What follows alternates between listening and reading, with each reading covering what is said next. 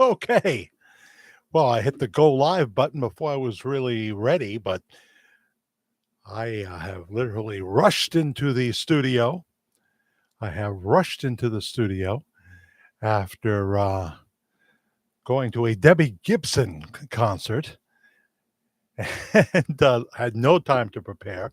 I can check the email on my phone, see if we heard from Michael in the UK or Warren Witherspoon or anyone else at jackthefairguy@gmail.com. Jackthefairguy@gmail.com. Yes, I am stir crazy. Stirred, not shaken. Well, I like shaken actually because I like the margarita. What about you? I like the margarita. Hello, three severed heads in the UK. How are ya? London, yeah. I would love to go. That is on my bucket list, but things are going to have to happen in a big way for that to ever become reality. Dawn is rising in the UK. So you and Michael K, what did I call him that? Michael K is the broadcaster for the New York Yankees. Mike in London, he may be watching at the break of dawn as well. Hi, Brenda. See, I kept my appointment. I mean, just about half an hour ago, I was leaving the theater. I haven't even turned my phone down yet. It's probably Karen because she's been emailing me. Hello, Melissa. Good evening from South Wisconsin. Yeah, that is America right there, Wisconsin. I don't want to be there in the winter though. It's a little cold for me, but it was cold here too in New York. I try to get away to Florida if I can, or at least down to South Carolina. South Carolina. Cheryl Everhart from Georgia. Hi, Jack and family. I understand that earlier this week, the smoke that was coming from Canada that enveloped Buffalo, that made it down here to the Hudson Valley. Eventually, there were remnants of it in Georgia. Did you smell the smoke in the air? See any soot? That kind of thing. Um, yeah. Just making sure I've got everybody. Hi, Deborah Lake. I'm glad you're here as well. Yeah, always let me know where you're watching from if I may not know. Barbara Kendall is here. I think of that country group when I first started in radio at WBUZ, the sound of the country at 1570. I think that's when the Kendalls were around, or it might have been a little bit later. Were they like twin sisters or something, the Kendalls? I can't quite remember, but welcome, Kentucky. You know the Kendalls, huh? Somebody knows the Kendalls. Hi, Jimmy, maybe. Hello, Jimmy. You're not very certain, Jimmy. Don't give me a maybe. Give me a yes or a no. You've heard all those jokes before. The Grand Matriarch is here herself, someone who I have robust conversations with and love very much. She's done so much for us. Hello, Jack, and hello, family. How have you all been doing? Larry Hogan registers as present. He does not want to get a demerit by being marked absent. You have good hair, Larry. I like that. And boy, you look like you do look like that actor who I should have researched by now. Maybe I'll do it during the show. That played the villain in the Dexter First Blood, the reboot. One season, best ratings Showtime had ever had, and they killed him off. How stupid is that? Come on. I mean, I haven't seen Michael C. Hall lately. What's he in? Some low budget film? Keep it going, and I don't want it to be focused on the son, who killed him off, by the way. He was very good, though, by the way. But the villain looked a lot like you, Larry Hogan, but he got wrapped up in plastic. He got wrapped up in plastic in the end. Had some back and forth conversation before Dexter showed him that he is the far superior serial killer. If you're going to be a serial killer, be the best. Hello, Nancy DeMarco. How are you? Welcome to our Saturday night party. No cold, icy beverage for me today. Comfort beverage, my favorite beverage on the planet. No, it's not a cup of coffee. I can't stand coffee. I can't stand beer. But I do love my Tetley. Can you see? My Tetley tea.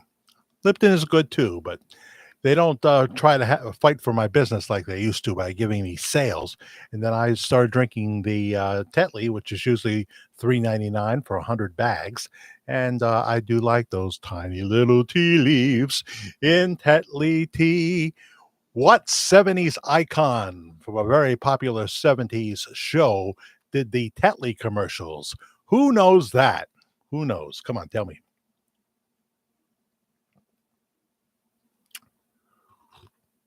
So I haven't had anything to eat, you know.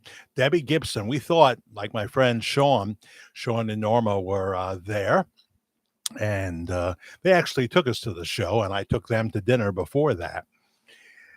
Karen and I did, and uh, so we Larry, not Larry, but Sean figured that Debbie Gibson would go for about an hour and 15 minutes, something like that. Well, she went for over 2 hours, considerably over 2 hours. And, it's interesting when you go to a concert, and, honestly, I'm not a fan. But I respect her. I know that she did Broadway and she kept on plugging once the hits started to dry off or dry out or dry up. I got the right dry. It took me 3 times, but dry up. She had a lot of hits, right? Not my kind of music for the most part, but only in my dreams. You remember that lyric. It works. So that one line remembered, I remembered. Oh, I had to bring a snack with me too. I had to bring my snack, my Belvita chocolate. What we got here now?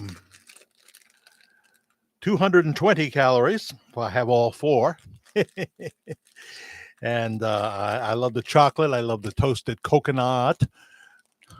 You didn't just fall out of a coconut tree. That's a Kamala Harris line. Of course, I heard that line before, but that's what her mother would say. Come on now, you didn't just fall out of a coconut tree. And then she does that insane laugh that she does.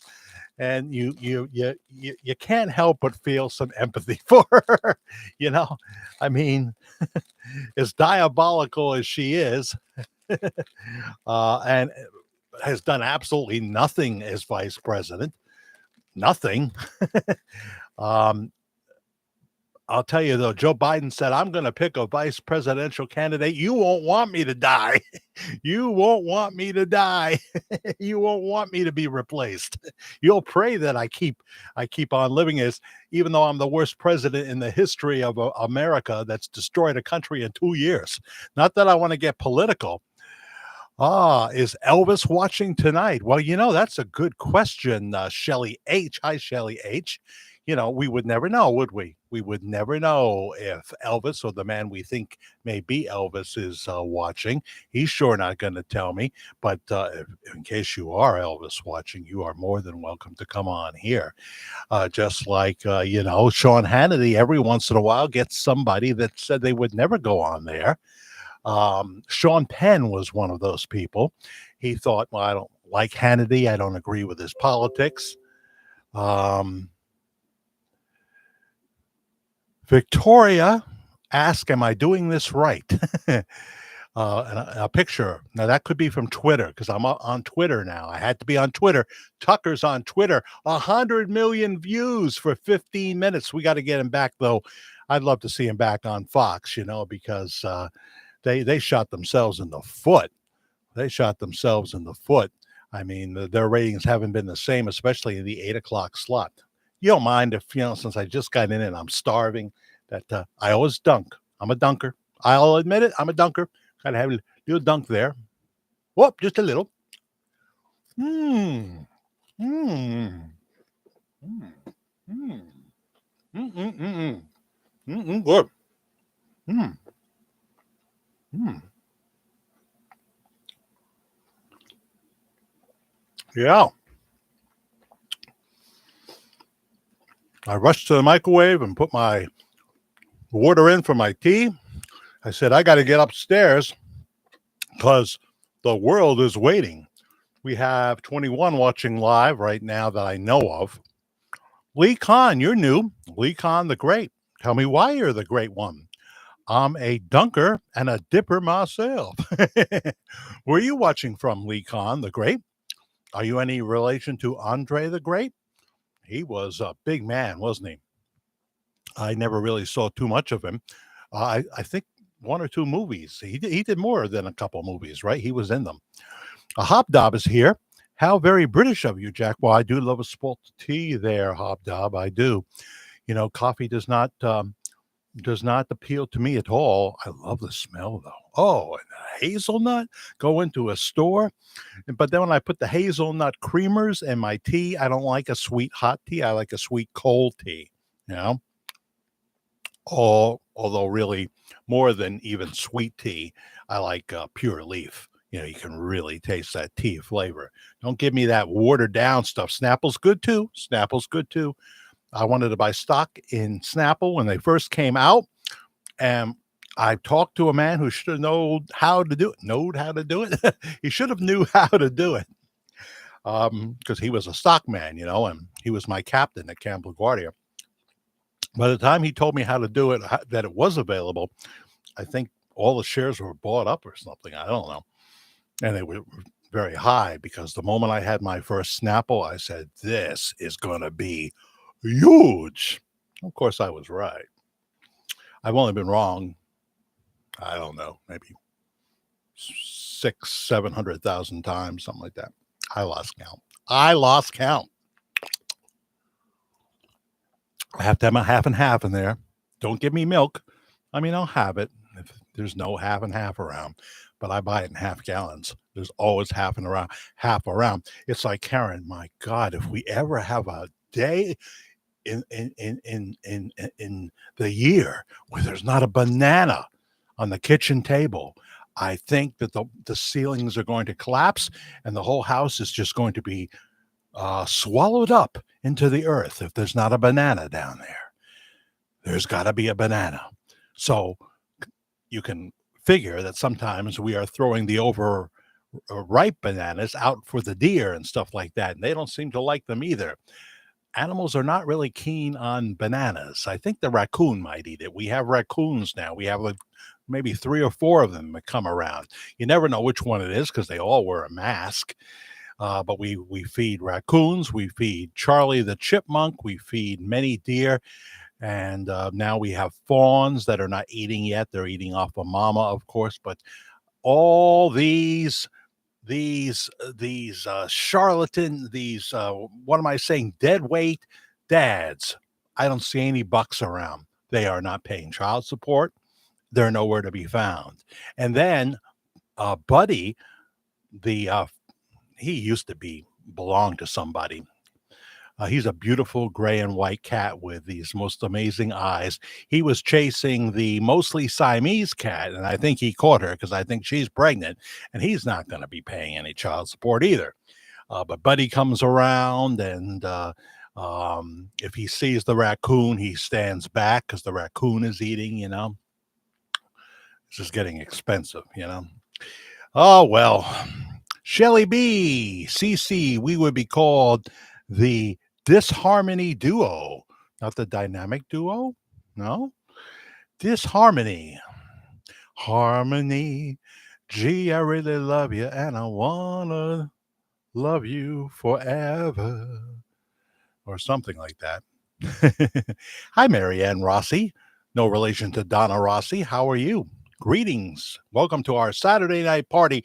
You want to talk about off the cuff ramblings here on Worldwide Ramblings? I have not prepared at all, but my mega talent will get me through, you know? I am the king of wing. Well, you know, when you're a radio disc jockey for so many years, my preparation for what I was going to say into the next song as the current song was playing, I was forming in my mind right then and there. See, that's just how radio goes. Now, if you're doing the morning show or something, you might want to work out some material. You want to be extra spectacular, extra witty if you're doing morning drive, but they don't want you to be rapping too much, you know, the rest of the day parts. Hello, Steven Spielich. Howdy. I'm glad you're here. I'm fine, thank you. I hope so. I hope so, Marianne Rossi. I'm so glad you joined us on a Saturday night. Um, and I'm looking at your various comments. CC Ryder, TLC, Tender Love and Care. Okay, now you're making me hungry, Larry. What you eating, Larry? What you eating? I'm having coffee and a banana, peanut butter, and mayonnaise grilled sandwich. Well, Larry, it's not like you're telling us that you're eating New York style pizza or you just brought home a box from Golden Corral, But hey, what about what was it? Fluffernutter, right?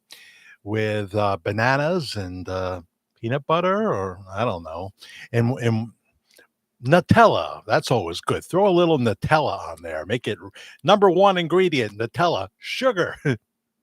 Who knew? Who knew?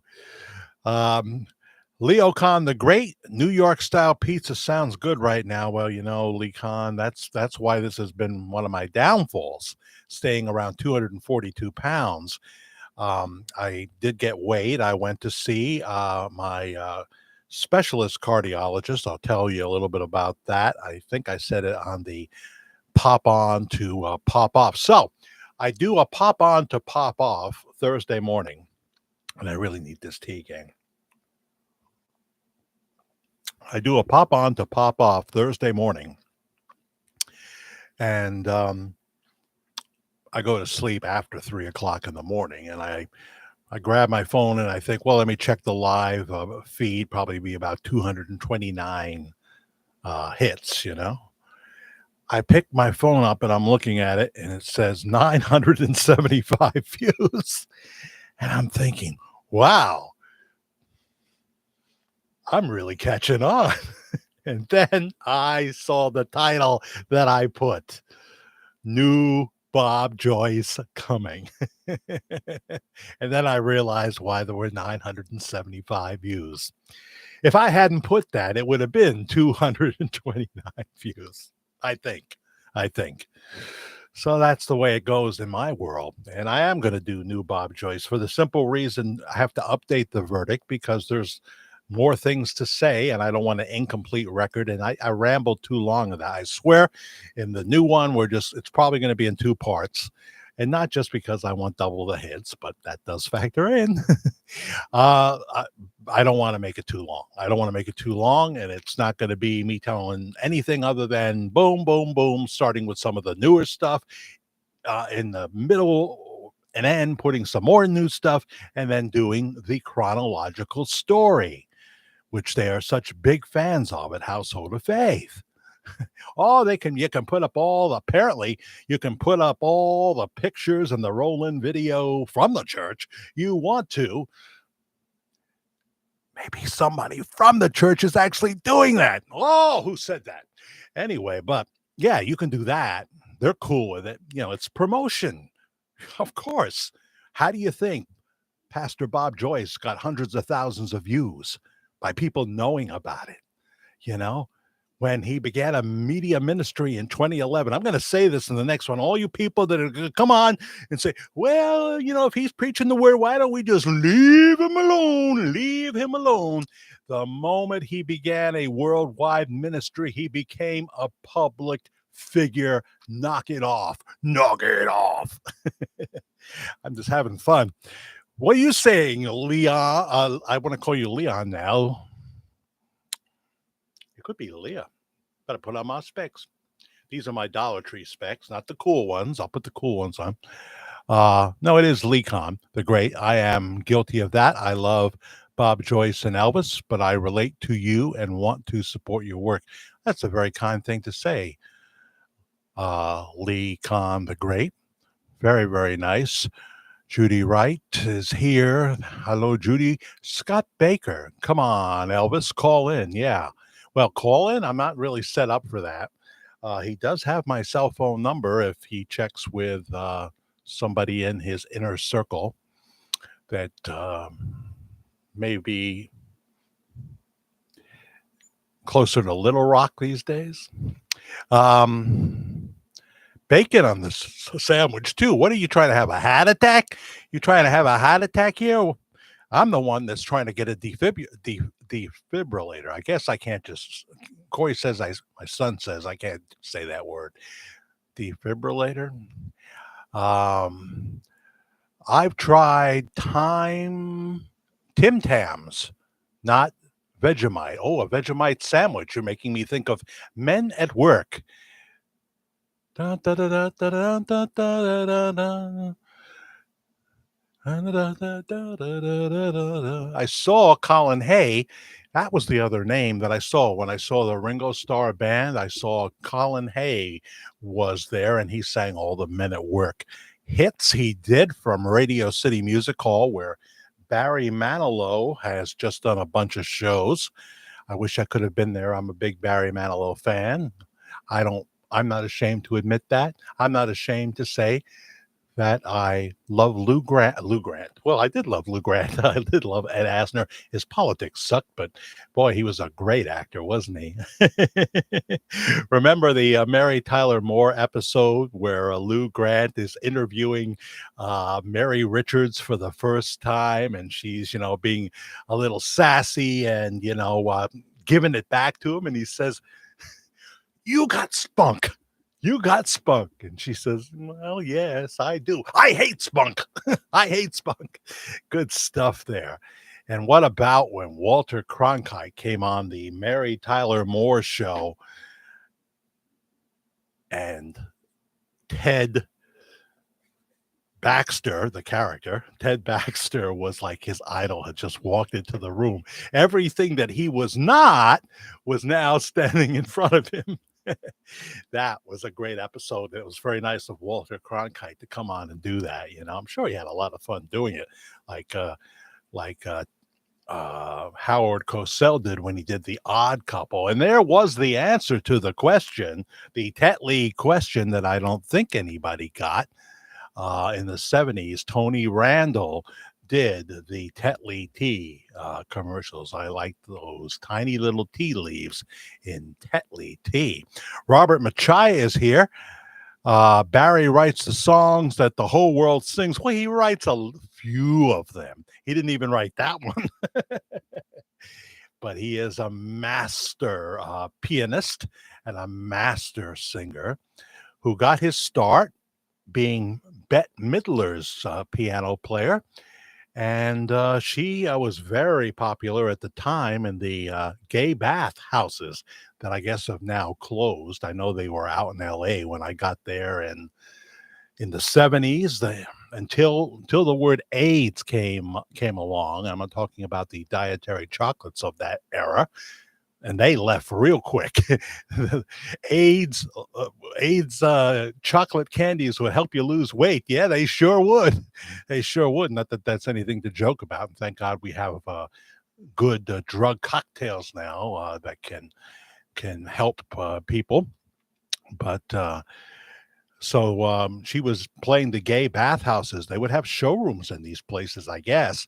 And Barry Manilow was her pianist, and that's all he thought he'd ever be. Maybe he'd be the head of the orchestra on a Broadway stage, in the pit there.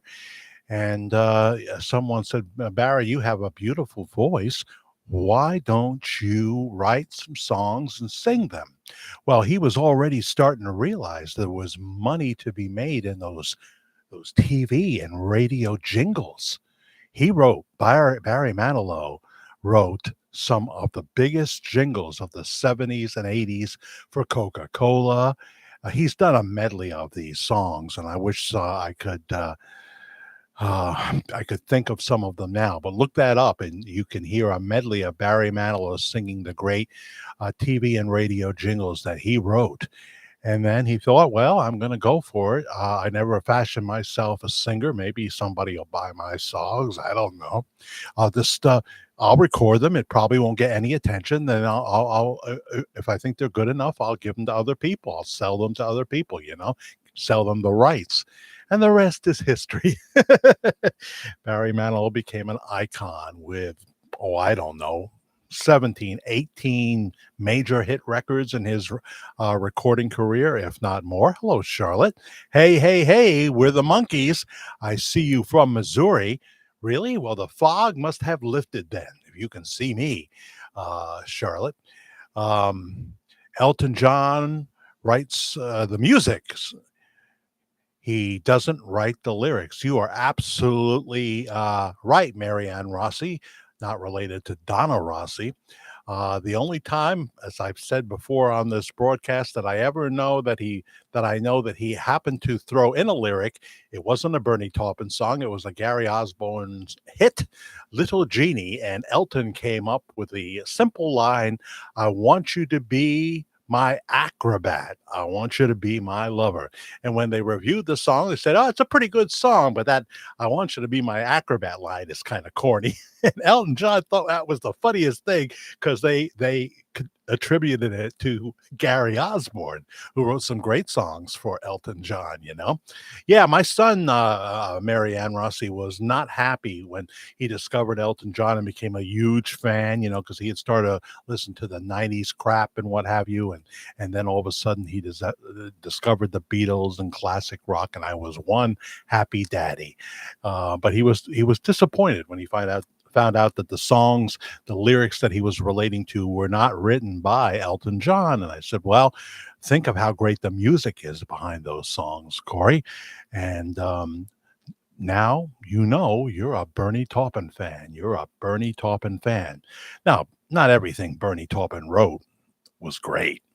There's some definite fillers on those albums, including one of my favorite albums, Don't Shoot Me, I'm Only the Piano Player. But since I like the pop Elton the best, it would be Goodbye Yellow Brick Road and Caribou that appeal to me most in terms of pop Elton, in terms of an album. These albums back then were shipped gold. They had sold 1 million copies in pre-sales before they ever hit the record stores. Judy Wright, Elvis did not write songs. Yeah, absolutely. Although I seem to remember hearing that he did write a little something here and there, but I can't focus and think about what it was. But no, all his hit records were written by other people, right? He didn't have a hand in Heartbreak Hotel, right? Not at all. No. Something tells me he wrote something. Help me, help me. That was a great song by the late Billy Swan. I Can Help. If your child needs a daddy, I can help. It would sure do me good to do you good. Let me help. The late Billy Swan. They're all dead now, right? Oh, yeah. Big J here checking in from the road. Well, a tip of my teacup to you. Do you ever ride the teacup? Have you ever ridden the teacup when you were down at Disney World? Huh? Did you go to Disney World? Did you go on Magic Mountain? Did you? What did you do in Lover's Lane? Or what do you call that? The tunnel there of love. Is there a lover's tunnel, or am I just thinking of It's a Small World after all? I swear I have had no marijuana. I've had no alcohol. I have not taken anything in the form of a mushroom or any kind of pill.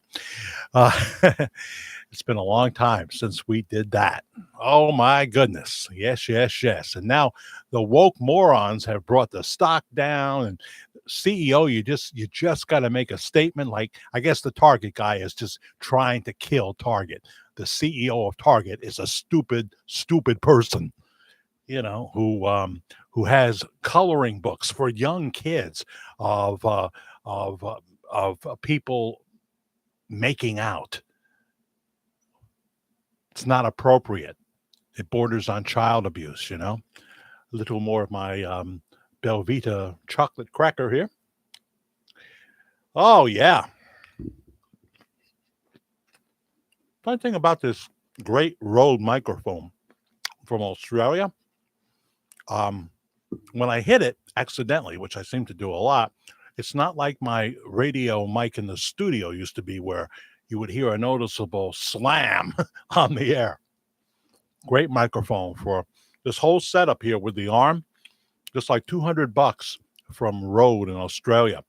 If you're doing YouTube You need to have a mic. Don't rely on the camera mic, as I did for so long. And then I had crappy mics before that. Headset mics, they can be good if you want to spend the money. $200, a lot better. Yeah, that's what I said. We're going to start a rumor here. Well, go for it, Hobdob. See, Shelly H says, I miss the Dean Martin comedy roast. I miss a good laugh. Well, it's so funny that you say that, Shelly H. There's nothing wrong with me. I have had nothing to drink. I hit the knob right on the head, or the head on the knob, or something. I don't know. Anybody know the movie where I'm thinking of when I think of I hit the how did that person say it? I hit the net on the hail or something. I can't remember exactly how she said it, but you remember that because she was drunk or pretending to be. 16 people need to hit the like button. We'll see now. Lecon, I don't even know where he's watching from, and he is helping us out here.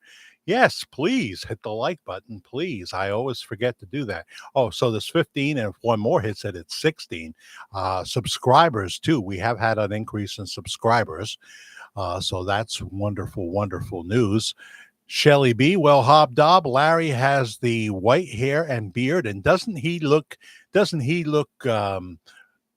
ruggedly handsome? But yeah, the villain Larry in First Blood, the serial killer that was competing with Dexter, like he was going to win, right? He looks a lot like you. I got to get his name. Oh, damn.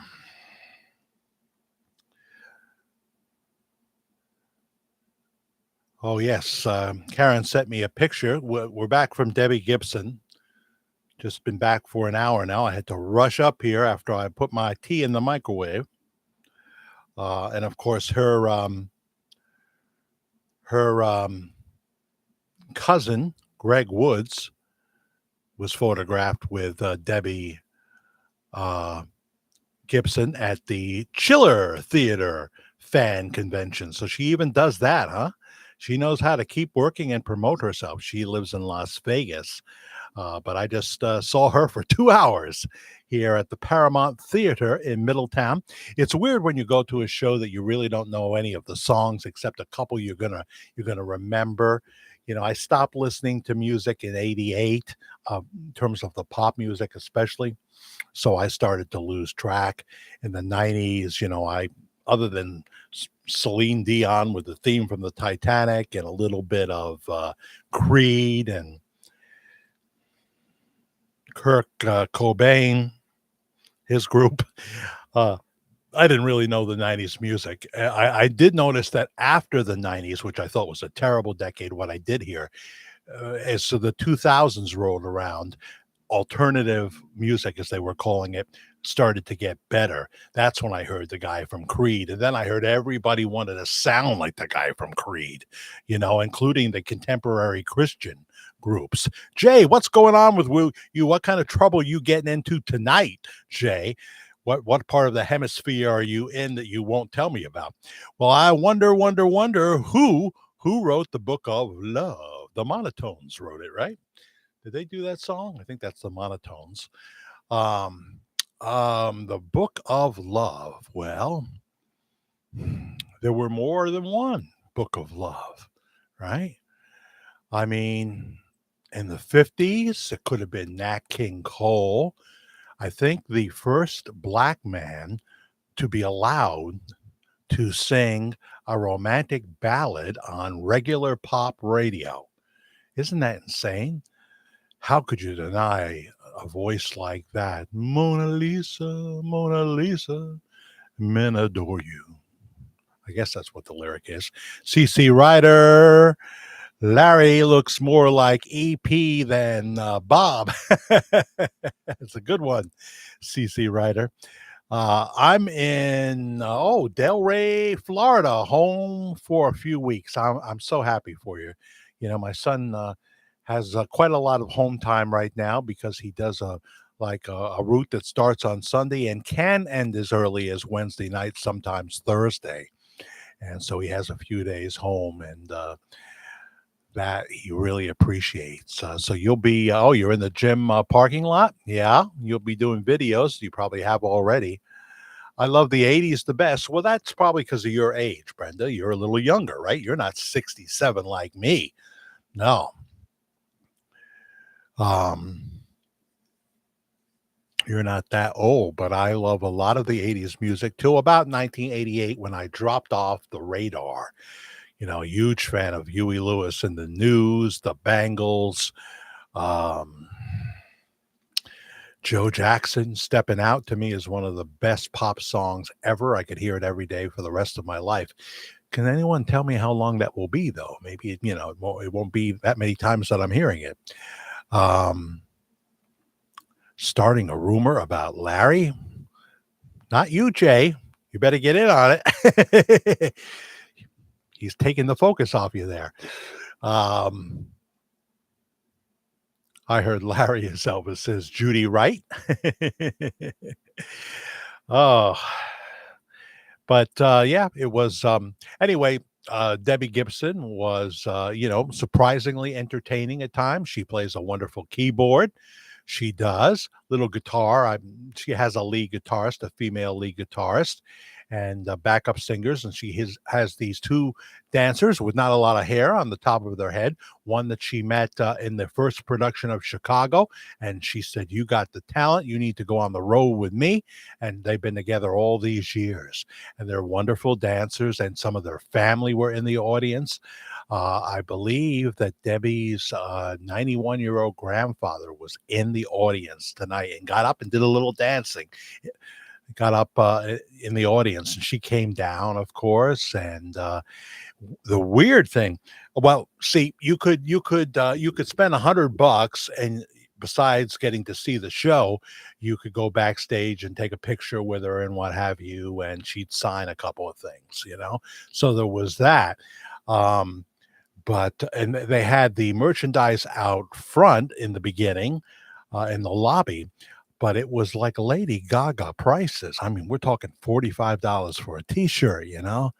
That's a little dear, as my mother used to say. That's nothing to do with all the creatures in my backyard, and there must be 20 deer that we see on a regular basis, give apples to sometimes. So that's a lot of money. When you're at the tour is called Debbie Gibson, the Encore Tour. So, but she's got a lot of it. I can see it there, but we just went and sat down, and we actually sat in the back row, not in the balcony, but in the back row, which was great for me. I had an aisle seat. The bathroom was like, 20 feet away from me. I could get out if I needed some air, all that. I was there for Karen because she likes Debbie Gibson. She even likes some of the new stuff, which I know nothing about for the most part. So, but the thing is that Debbie is an independent tour. In other words, so there's no big promoter that does her tour. She has her staff. I don't even think she has roadies. I think those dancers and those backup singers help load everything up into, I guess, a tour bus. I don't know if it's a tour bus. I assume it is. And off they go. Now, if it's a 60s artist or a 70s artist, when the show ends, as they're singing their last song of the encore, they're starting to come down the row, usually with security next to them, and they're going to that lobby, and they're going to spend an hour there selling that merchandise, taking pictures, and making a considerable amount of money. Peter Noon does it very well. So does Gary Puckett, signing away CDs and what have you. But by the time the concert ended, her merch table, as they say these days, was all packed up and ready to go. Now, people have just seen you, and this is the moment where they love you and they're willing to spend some money. And if you show up at that table, you're going to make some money.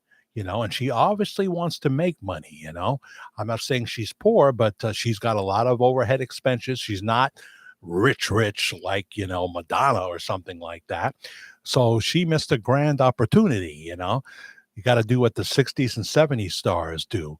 You plan on spending an hour in the lobby, and you'll sell a lot of your product. But if you only sell it in the beginning when people are coming in, the adrenaline is not flowing then. Do I have to manage Debbie Gibson now? I'll tell you. I see so many things I don't understand. I see stores opening up right here in this city that I knew the moment I saw them, it's not going to work. Nope, nope, nope, nope, nope. Retail is a tough go no matter where you are, but location is important. It is important. Yeah, I would love to be able to play music, Lee Khan. I would love to be able to play American Trilogy. But if you go to right here on YouTube, you can type in Bob Joyce at the Denton nightclub in Benton, Arkansas, and you can see him with Matt Joyce, his son, or is it stepson or whatever?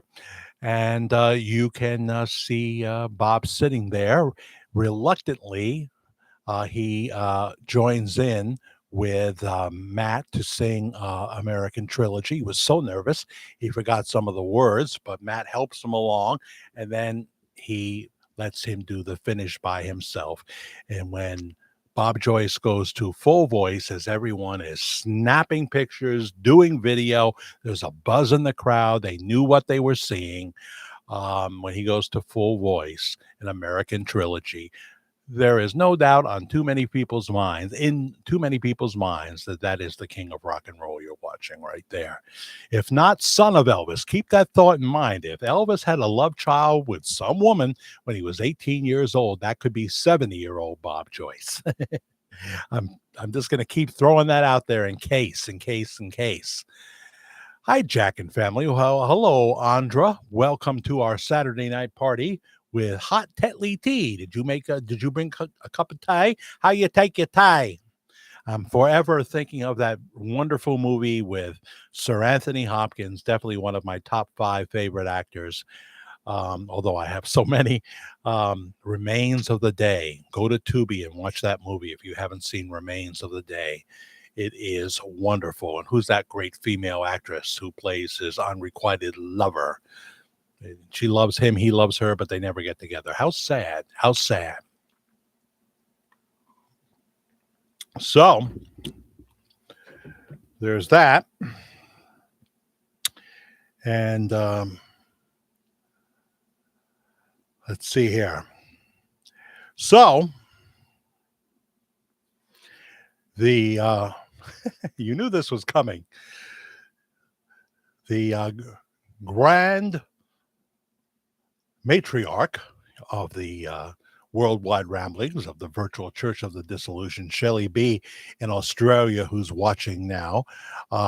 She commissioned a very famous Australian painter named Amadeus Lipschitz. Amadeus Lipschitz. I guess he was Jewish. What do you want from me? What do you want from me? Half Jewish. Half. What would Amadeus be? I don't know. Kids that were named Amadeus are from what country? France? Liechtenstein? Germany? I don't know. But anyway, she posed for an oil painting and he captured her likeness. And here is Shelley B., the grand matriarch, through the eyes of Amadeus Lipschitz. There you go. I'm kidding you. I'm a fibbing again. That means I'm going to get no pizza for a long time, because she figured out the ruler was not really something I would see as punishment. She's got my number.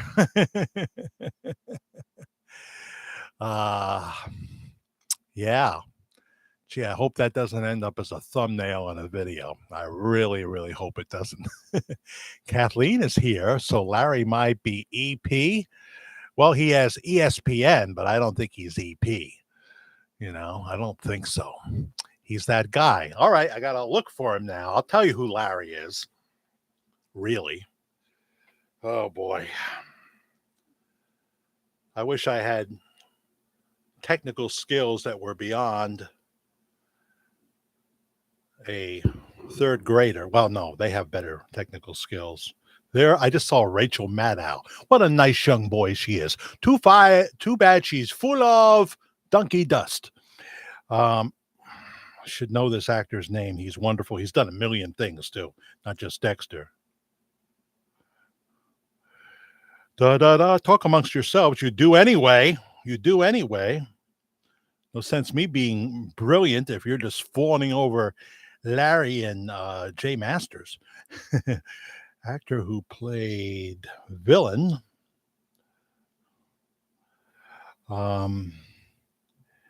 In Dexter New Blood. Oh, I love that show, and they took it away. How stupid was that? And the other one they took away, I'll tell you about in a minute. Remind me if I forget.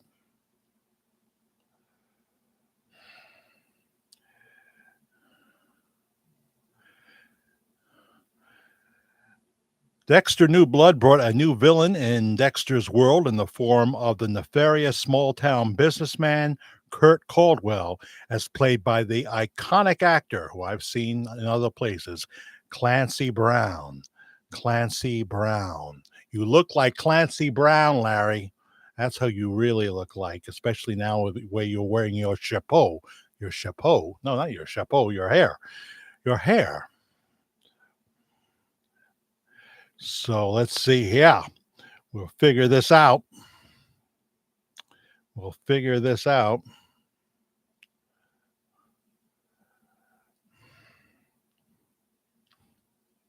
Yeah, here's Larry. Look at this. There's Clancy Brown, but I think that might really be our Larry Hogan from Hogan's Heroes. He is a wonderful actor, a character actor that works all the time. There you are, Larry. We have discovered your identity. He was great in Dexter New Blood. He was absolutely amazing. Amazing, I say. He's finishing his sandwich and coffee. Coffee, yuck. That's who I am now. Full, LOL, etc. Have you ever thought about doing interviews? Yes, I have. But I need a tech guy. I really do. Obviously, I want to do interviews. I want to do Zoom. I don't know if I try to do a live stream at the same time. I think they would probably, at least in the beginning, be recorded. CC Ryder is leaving us. Good night, CC Ryder. Blessings and pleasant dreams. Sure, I want to do all those things, but I'm a team of one, and Red Bear, he does his own thing too, but he does help me. He does help me from time to time, and he'll help me, I believe, with the Elvis Bob Joyce verdict update. After all, I just bought him 2 double cheeseburgers from McDonald's, not tonight, but the other night on the way back from Westchester Medical Center. Yeah, went with Karen to see Dr. It's not Naidu, even though it's Naidu. He says Naidu. So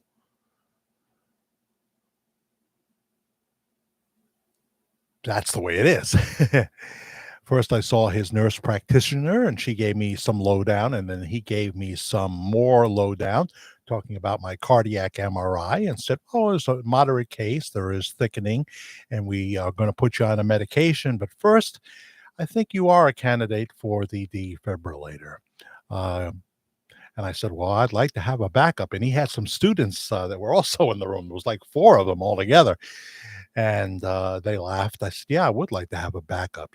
Everybody wants a backup. And the amazing thing about this device that they implant in your chest. As it also doubles as a pacemaker if you need it. If you go out of rhythm or whatever, it kicks on as a pacemaker. And while you're sleeping, and I guess all the time, it sends data to some central location monitoring your heart. So this is one heck of a device. I wish it would have been around for my father in the 60s. He passed away in 1967 at the age of 67, and I am now 67 with cardiomyopathy. A little thickening, but it's not too bad, you know. We can take care of this, and you can kind of live a long life. I'll tell you, being diagnosed with cardiomyopathy is a lot better than being diagnosed with something like pancreatic cancer. You know, so praise God. And I'm on Farxiga, Vasipa. I'm on metoprolol, which lowers my heart rate, causes it less stress. I just got to keep calm, and I can do my exercising, but don't push it too much in terms of jogging up a hill or something. That's not for me, especially without that defibrillator, you know. So if I needed the defibrillator, it would sense that. And before I passed out, before I went into cardiac arrest, which is no fun, it'll ruin a party, I'll tell you, for everybody, when you fall into the punch bowl, you know. Um, yeah, it it is an amazing device, but there's one person, one doctor, I guess, that I still have to go through, and that's Thursday. I got to go back to Westchester, and he's the guy who actually deals with this and gives the final okay. So I was thinking what I would do first is I would stop at the local Italian bakery and get about a pound and a half of the delicious, authentic Italian cookies as a gift for him, you know, because I want that device. I want that device. The city of New York, I have some of my benefits through the Teamsters, you know, and the city of New York puts together my plan, and they are switching from the regular red, white, and blue Medicaid card with emblem as the backup to the Aetna Medicare Advantage plan. Now, when it's through the city, it's a pretty good version of that, but there'll be copays that I don't have now and what have you. It's not going to be as good, and so I want to get all this done before September 1st when that happens. You know. So I'm really hoping that I can set a date where I would go in, probably can leave the same day from Westchester Medical Center, and have this implanted under my skin. And you know, every once in a while, you have to they have to check on it and what have you, and then he'll put me on a medication that may help my the thickening around my heart from getting any worse, or maybe even decrease it. So that's my story there. I am intrigued by your short videos, Larry. Yeah, what do you what's your content, Larry? Mostly your songs, right? Sunglasses and all. Well, that is a trick. That is a trick. A lot of people are known for their cowboy hats and sunglasses. Maybe you should try a cowboy hat too, Larry. I don't know. Um, The grand matriarch is having chicken salad. That's delicious. That is always good. Do you have it on rye bread? That's a popular thing, or wheat bread. How do you find your new? How do you find your? I think I'm talking to the UK. Um, do they call your head guy over there or woman a president or a prime minister? I'm not sure. I'm blanking on that. Well, hi, Susan. Here's someone new. I enjoyed Pastor Bob's sermon. He's great. What did someone tell me about his latest sermon from last Sunday? Something about him saying something like, "If you behave yourself here, we'll tell you some of our secrets." Did he say that? I've heard that. It's funny, Shelly H. I can't eat McDonald's food. Well, I would say the same, but Friday night on the way back from Westchester, you know, I don't eat much when we do a trip like that because, you know, you don't want any issues having to find a bathroom. So we did stop at the Chester, New York McDonald's, and I had a Big Mac meal. I haven't done that in a long time, and even some chicken McNuggets and a vanilla cone at the end. So that was, something I used to do maybe, I don't know, 20, 25 times a year, and now I maybe do 4 times a year. If I'm traveling, it can happen. Those rest stops and stuff. That's when it can happen. When there's not too much available. Hmm. You have glaucoma. I'm light sensitive. Yeah. So you take drops, right, Larry? You put the drops in your eyes on a regular basis. That's extremely important. I know my first father-in-law put those drops in, and I know I have known other people.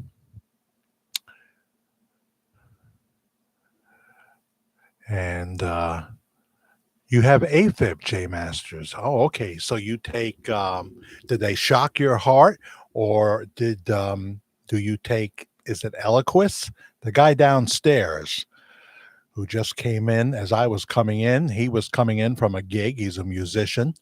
I don't know if he played a gig or he was seeing someone else play tonight, but he plays keyboards and he plays drums as well. And he has AFib and he takes, I think it's Eliquis, right? Because he didn't want them to shock his heart. I shouldn't be saying that. That's personal. But yeah, yeah. Some people don't like that, and I can understand that. Oh, Shelly with an I. Haven't seen you in a long time.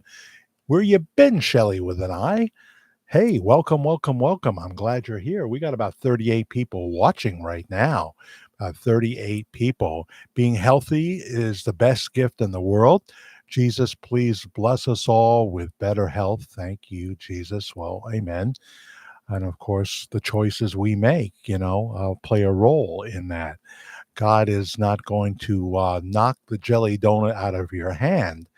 There are consequences. The things he created right here in this world are much better for you than the Kraft macaroni and cheese, which is awful unless you're 7 years old. Then I could understand it.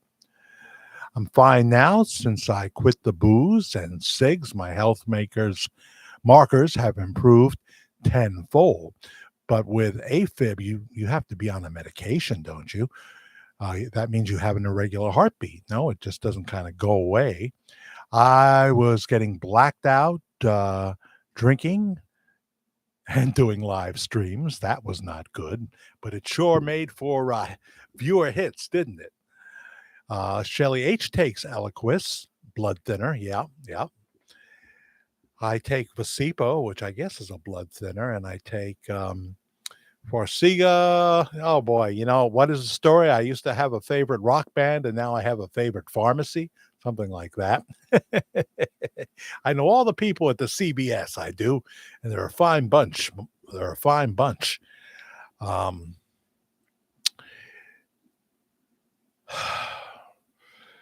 Yeah, I'm just looking at your comments.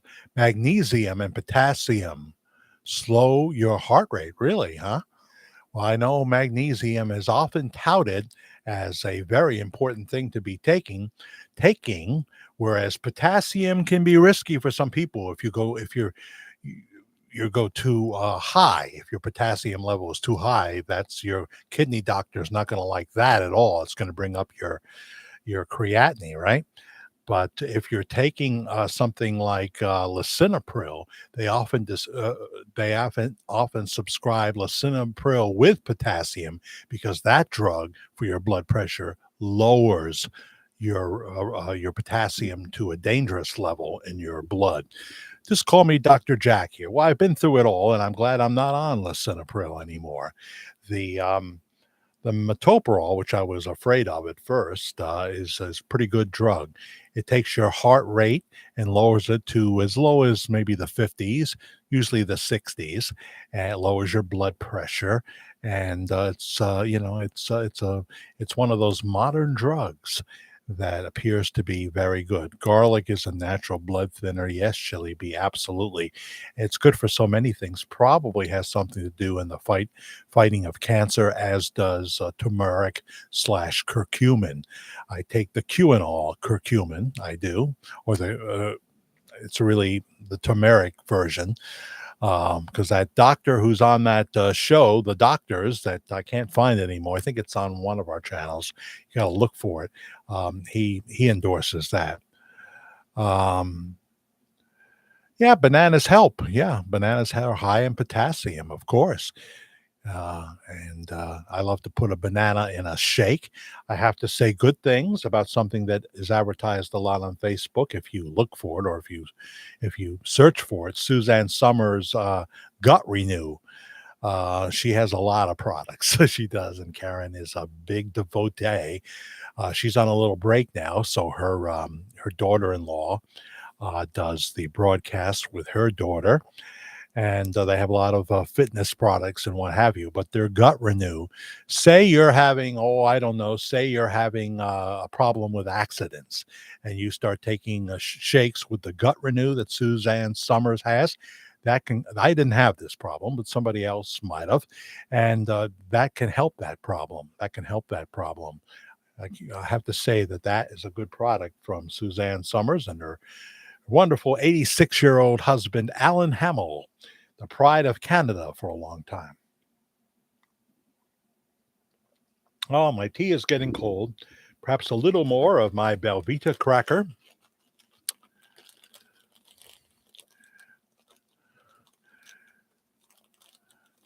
Yes, 37 views. Boy, you're really helping me out here, Lee, but only 24 likes, are you saying? I think that's what you meant. Yes. And I think there's people that watch and they have a way of being invisible, no? But yeah, I do want to do those interviews, Lee. I do want to do them. I don't know how well they'll be received, though. Like from time to time, we have theologian from the man from Las Vegas. I know your name. Guy, Dr. Guy, and he would like to do an interview. I don't know how that would be received with my current lot of subscribers because, I do other topics, and if it has nothing to do with Bob Joyce or Elvis Presley, the views are considerably less. And if I do a Tucker Carlson video, and I would hope that you would check out these videos, like Fox News needs to put Tucker Carlson back on the air after he just got 100 million views on Twitter. Say, well, Mr. Carlson is supposed to be exclusive to us. You fired him from his show, but you didn't fire him from the payroll. You didn't fire him he technically still is a Fox News employee, but he doesn't want to sit home and get paid big bucks. This is a very crucial time for America. And I've got a video out on who is Joe Biden. Please watch that, subscribe, share it on your Facebook or wherever you can share it, okay? And let me know that you did, because I'd like to know where I am, because the older I get, the less I know where I am. I guess I'm qualified to be president now. I don't know. Linda Flanagan joined us. I'm 75 and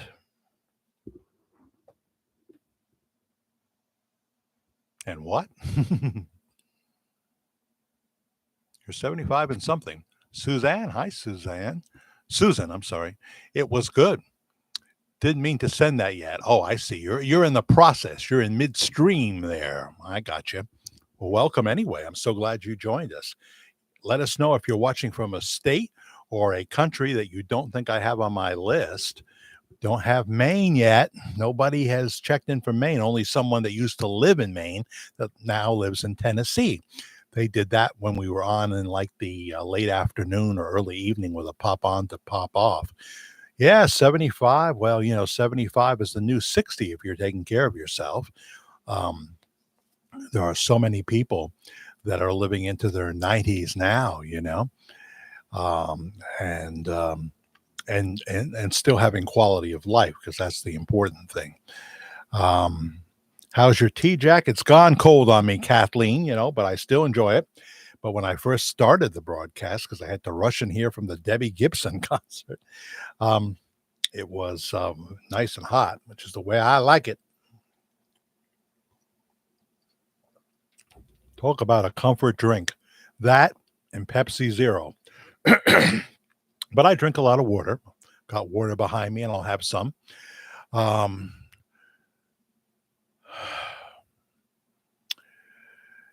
Susan, I put my heart into that Joe Biden, who is he piece.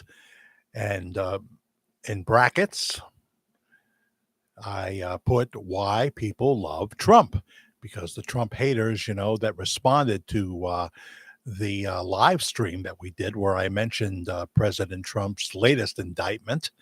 We had some Trump haters, but they were fairly respectful, and that's cool. So I tried to explain why people love Trump and who exactly the president is. And there are much bigger voices like Mark Levin doing that. And of course, I'm not going to be heard, but they are being heard. And we just have to pray for better government. And that doesn't mean you excuse everything Donald Trump says and does, Doesn't mean that. It means that here's a man who got into office and actually did what he said he was going to do.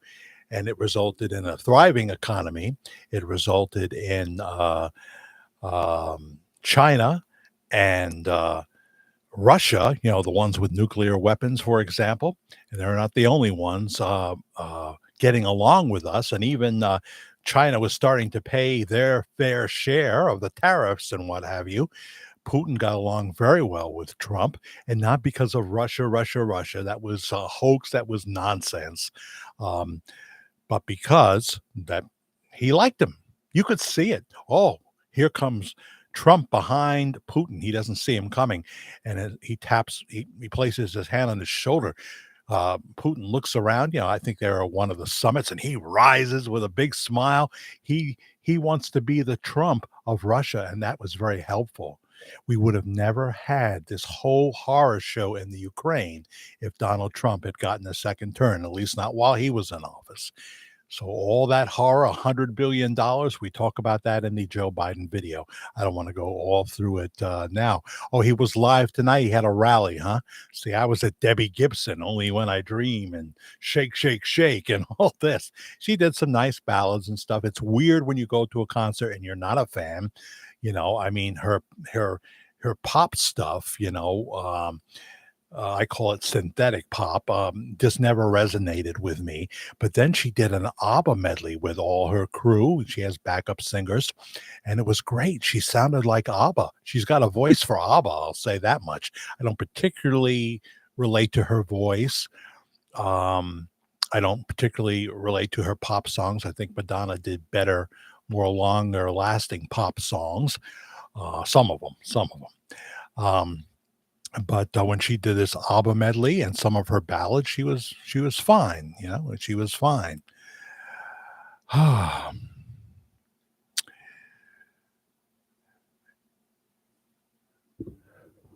So yeah, you can do that.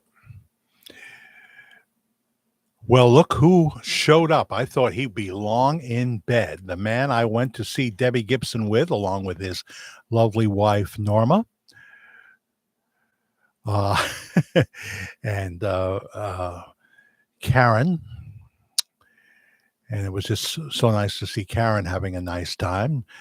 S. Byrne, 1970. Are you that much younger than me? Really? No, you're not that much younger than me. You are not sharing just how much you were dancing to Debbie Gibson tonight. You know just how much I was dancing to Debbie Gibson tonight. It was 0. Sean has become a dear friend along with his wife, Norma, because we found him at the Jimmy Stir Polka shows. The next one is June 30th at John Degnan Square in downtown Middletown, New York. Friday night, 7:00. If it should rain, and they don't do this for any other band that appears in the summer concert series, they will move it into the very Paramount Theater that we were in tonight to see Debbie Gibson, and people will go over there to see Jimmy Stir. So either way, it's a sure hit. By the way, hi, Becca. I'm sorry I didn't say hello the first time. I think you said hello before. and I missed it. So hi, I meant to do that.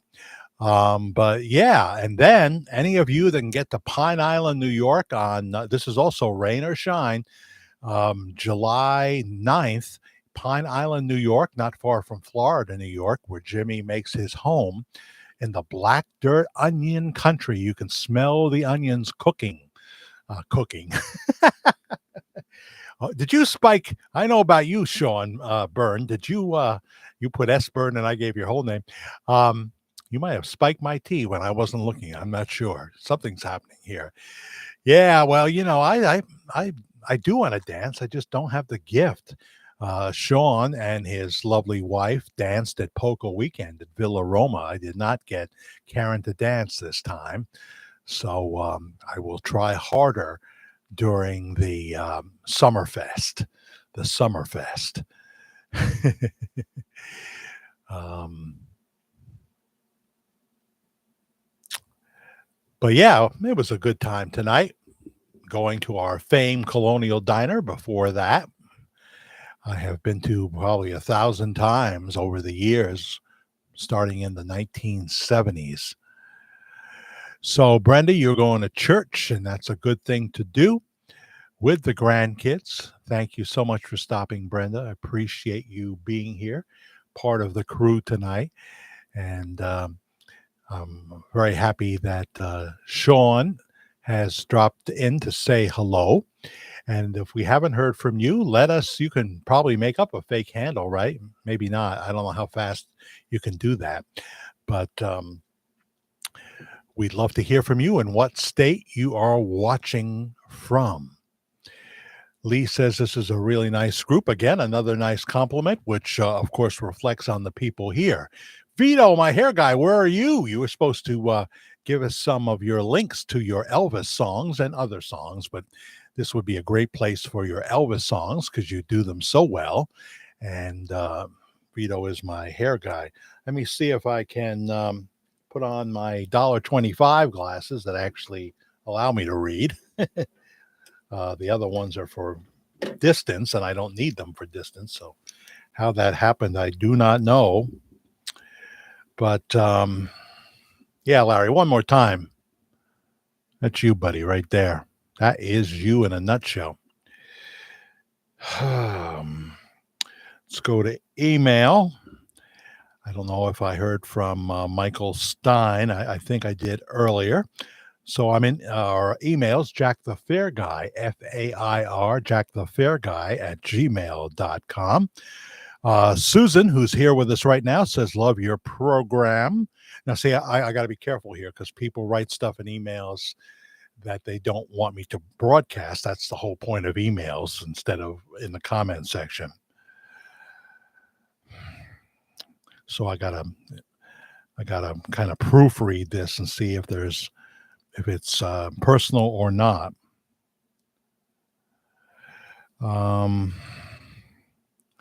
This looks pretty safe. Hi, Jack. Just wanted to let you know that I have discovered Pastor Bob after Lisa Marie died for about, really, that short a time. For about 2 weeks, I was clicking on YouTube pieces about her death, and along came the Elvis Bob comparison. I could not believe it. I fell into it and have been a believer ever since. I thought it was strange on his 88th birthday, the movie was getting a Globe recognition, and that Lisa dies, and then Lisa dies. 88 is the number for time travel, and I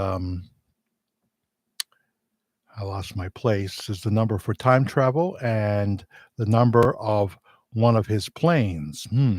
Also at the funeral, Fergie was saying, if there's anything you need, is there anything you need? And it's an interesting thing you say about the funeral, because I think you're talking about the public service. Now, Bob Joyce preached opposite the Lisa Marie Presley Memorial. People think that the guy with the white hair helping Priscilla off the stage was was Bob, but no, he was in Benton and he was preaching opposite it. The church made a big thing to say that he would be there that Sunday at 10 a.m. Some said he was late, because he could use a helicopter or something. And I don't think so. I don't think so. But perhaps on January 28th, which was a Saturday, they had a funeral that TMZ talked about, the real funeral. They thought that Lisa Marie had been buried, and then TMZ said no, that wasn't the case. But as soon as they announced just a little bit of information saying that this would be a private funeral for family and friends, and that if they were to attend, they would have to sign a NDR, a NDA, a non-disclosure agreement. You could not talk about anything that went on at the funeral. So you would think that there would have been some kind of a follow-up story, but I never saw TMZ do one unless I missed it. Unless I missed it. They normally would have cameras right outside the gate of Graceland, in the public area. They would, but I never saw that story. So what can I tell you? I have reason to believe that Bob Joyce was at that funeral and was certainly more than just a person who came and visited, was in attendance. But it could have been faked. I've got it, but I'm not going to put it on the air because it can be faked. It can be faked. And I've never wanted to be, as hard as it may be for some people to believe, I never wanted to be the guy. I just tell a fascinating story. I tell it in words rather than pictures and videos, which they don't seem to mind. And I realize when you chronologically tell the story, it does have an impact. And so then I said, from 2018 up, that if Pastor Bob was unhappy with my work, he just had to video call me on Facebook so I knew who I was talking to him. I don't want to talk to Popcorn Sutton, although he seems like, if he weren't at my throat, as he has been so many others, and you've told me about it. I'm talking about the man who attends Household of Faith. Then we could probably be good friends, but since I won't have a come to know he's not Elvis moment, I don't think that can happen. How did I get off on this? So you know what I'm saying, right? You know what I'm saying.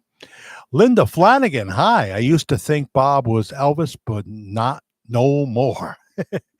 Well, Linda, we don't certainly put anybody down here that has that opinion. I would ask you, well, why you don't, people comment on the threads and they say certain things, but they don't really, substantiate why they feel that way. And it's always good to hear that. Yeah, that's right, Susan. I've been discussing this since 2018. Before I had a microphone, it was just it was a cheaper camera. I had a headset thing that Dandy Andy Red Bear on Twitch gave me, and it was in a variety of rooms, like 3 different rooms in this house before I settled on this. And that's how long we've been doing it. If you added up all the viewing hits for all the Bob Joyce Elvis videos, it's about 250,000. It's about 250,000. The biggest one is The Verdict at 74,000 plus views right now. I took some of them down because I'm not trying to badger the pastor. If we update The Verdict, it's only to be a responsible storyteller where we keep it current. But I'm not looking to put up, a ton of Bob Joyce videos. I took at least 6 of them down and I haven't put them back up. There's just a few up right now, but check them out here at the Virtual Church of the Disillusioned. My son lives in Conway and went to see him for me. Or he won't go see him for me. Is that what you're saying, Linda? Well, you're just going to have to do it then if it's at all possible. Double negative, maybe she does believe. Lisa's son passed away from an overdose. Larry reminds us, God help people that have drug addictions. It hurts. All addictions can really consume you, you know? Yeah, they certainly can. So, most of the subscribers I think I got here are from people that believe that Bob is Elvis. But I always say I speak of possibilities. I could be wrong, and he could be the son of Elvis. I don't believe he's Jesse, the twin that is said to have passed away. I don't believe that. Um, I I'm more and more convinced that the girlfriend that Elvis was with in Germany, pictured in dozens of pictures, so it's not just a fan. That is Walina, who is married to Pastor Bob Joyce. But I also believe in the two Bob Joyce theory. I believe in Robert Wayne Joyce. You can see that information in the current Bob Joyce Elvis The Verdict. And when we do the remake, when we update it and take the other one down. I'm just checking out everything here. Once I heard him say the word Arabia, I knew it was Elvis Presley. Okay, that's interesting. You're talking about from one of his movies, right? That you heard him say that. Mike, Mike's, Mike from London did a review of some Elvis movies. Feel free to do more, Mike. I'd like to hear your take. Oh yeah, I was checking email where I have to be very careful because people send emails they don't want me to just read verbatim on the air, if at all. We did hear from Andra, and she's telling me to watch something, so we'll have to look into that. And we'll say hello to Warren Witherspoon. He gave us some great information as well that we read on the air a few weeks ago. You can see all our live broadcast right here at the Virtual Church of the Disillusioned. Just go to the live portion. There was talk that Tucker Carlson was coming back to Fox News, but this was just some guy, I think, looking for hits. One minute he's saying, it's like he's predicting that this will happen, sort of, and it's not a bad guess. It's like saying Dick Van Dyke will die in the next 3 years, something like that. You're probably right, but Dick just might fool you. He says he just hangs around now to annoy people. He's a wonderful man. He's not annoying anybody. Has a wonderful life still at 97 years old,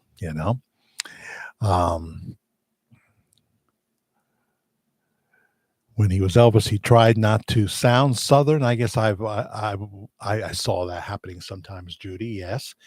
I think Pastor Bob cares less and less about keeping those secrets, or you could say, if you believe he's not Elvis, having fun with it all.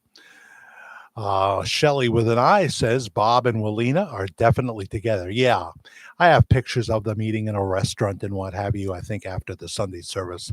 I don't know why I think that, but I think that's true. And but that just wasn't her. Oh, you say that just wasn't her in Germany, too young. She was born in 1953, so they say. Yeah, I don't know. JJB, I wish you were here to help me with this, because he puts up all those pictures, and he's on TikTok, still talking about Bob Joyce and Elvis.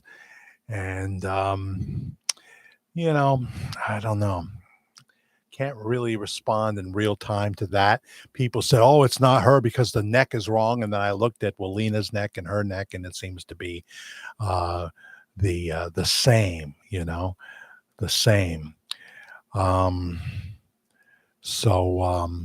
I have seen pictures. Oh boy, this is not a nice thing to say about a woman, but I have seen recent pictures of Walina, where she does look older than you're saying.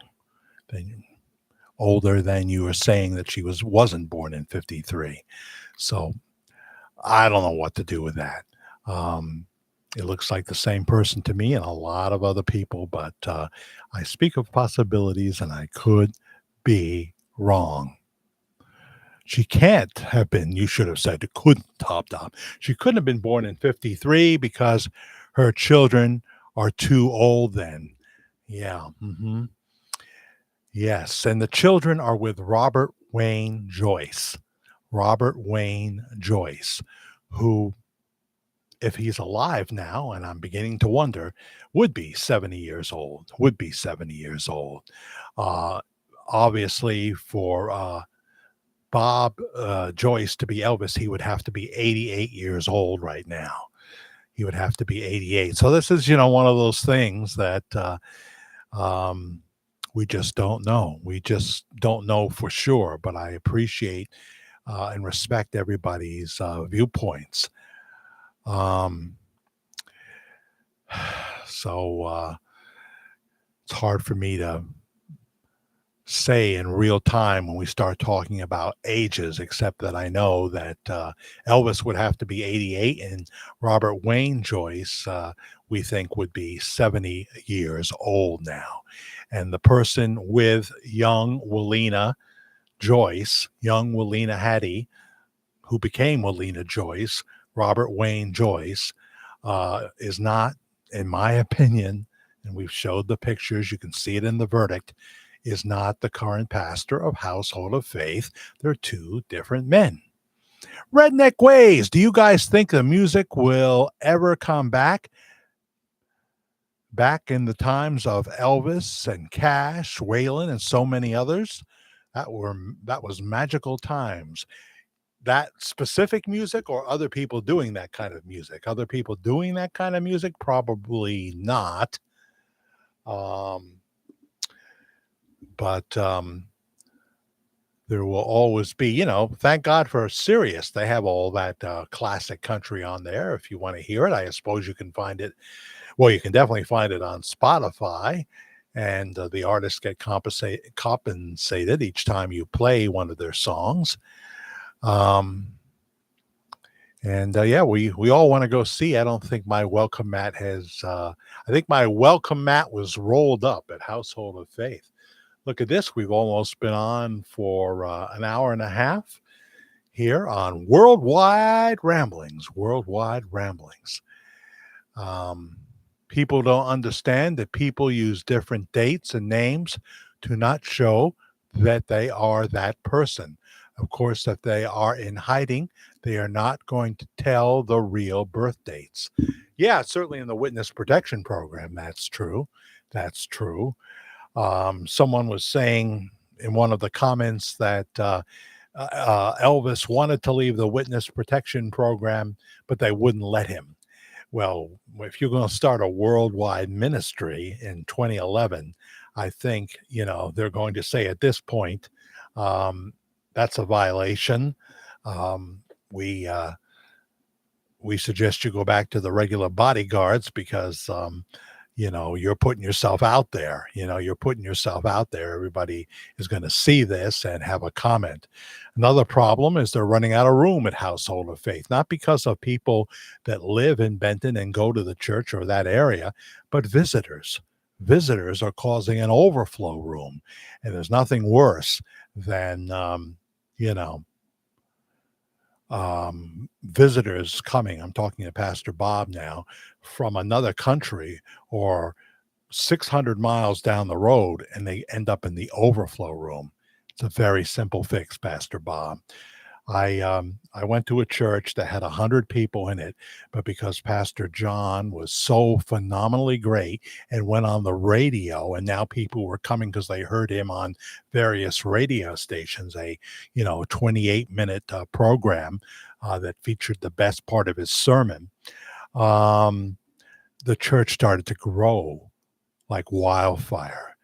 So he was preaching an 8:30 a.m. traditional service without a choir, and people would sing the hymns. It was the older people liked it that want to get up at the crack of dawn, So they would do the 8:30, and then there was There was a 10 a.m. service and there was an 11:30 service. Um, First, I think there was just the 10 a.m. service. Well, all of a sudden, Pastor John realized there was no room for these people. They hadn't started to build the new sanctuary, which has about four, 400, 500 seats in it, right next to it, a little further up. They bought the property there. So Pastor John started to preach. And before they could get that church open, he preached at 8 o'clock, 9:30, 11:30, and then he added a 2 p.m. service. That's how you make up for not having a big enough church. You preach twice. So preach twice. Preach at 9:30 in the morning and preach at 11:30 in the morning. There you go. Problem solved. I think I should get a personal invitation to Household of Faith now for coming up with this this problem solver tidbit. That's what you have to do when your church starts to grow, you know. I understand there's a reluctance, especially if you happen to be 88 years old and building a big mega church. If that's your age, although God grant you life to 100 plus, amen, and healthy life too. There are people that should never die, and Pastor Bob Joyce is one of them. He's a wonderful man, and he's a carpenter, as we talked about last week. And sure enough, we have pictures of him helping build the Household of Faith new sanctuary after they were in the strip mall for so long. And what can we say? He's just an incredibly multi-talented man. There he is. Pastor Bob Joyce.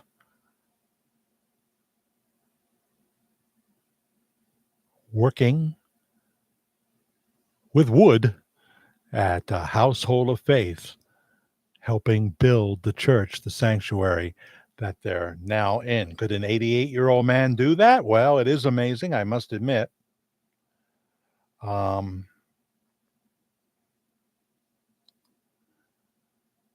But Dick Van Dyke can still dance at 97 a little bit. So there you go. Oh, man. Well, Keto Kitchen has arrived by Melissa. Yeah, put a link up if you want to. It's okay. Keto Kitchen Hacks by Melissa Gergen. Are you related to David Gergen from CNN? Pastor Bob is an amazing teacher. He sure does sound like he might just be Elvis. You know, a few other people have said that too. Yes, Shelley B told me all about that. That has also started training to be an electrician. He started training. Someone told me that in the 90s, he had his own company. He had his own construction company, and that he would even work abroad. Yeah.